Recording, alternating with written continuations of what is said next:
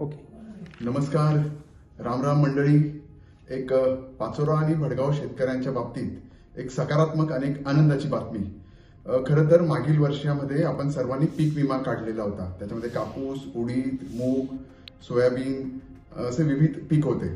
पण मागील वर्षी कमी पावसाचा खंड, त्यामुळे आपल्या उत्पन्नामध्ये तूट झाली होती. अपेक्षित असलेलं उत्पन्न त्यावेळेस झालं नव्हतं.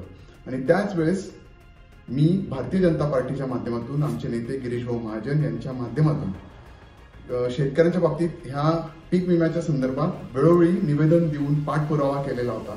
आणि मित्रहो, आज त्याला यश मिळालेलं दिसत आहे.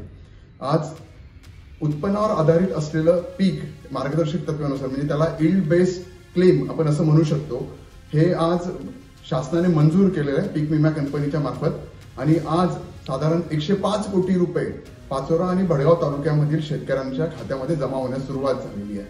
म्हणजे त्यामध्ये प्रामुख्याने पाचोरा तालुक्यातील 46,000 शेतकऱ्यांना साधारणतः 94 कोटी रुपये मिळणार आहे. आणि साधारणतः 24,000 शेतकरी जे असतील यांना 12 कोटी रुपयापर्यंत हे भडगाव तालुक्यामध्ये पैसे मिळत आहेत.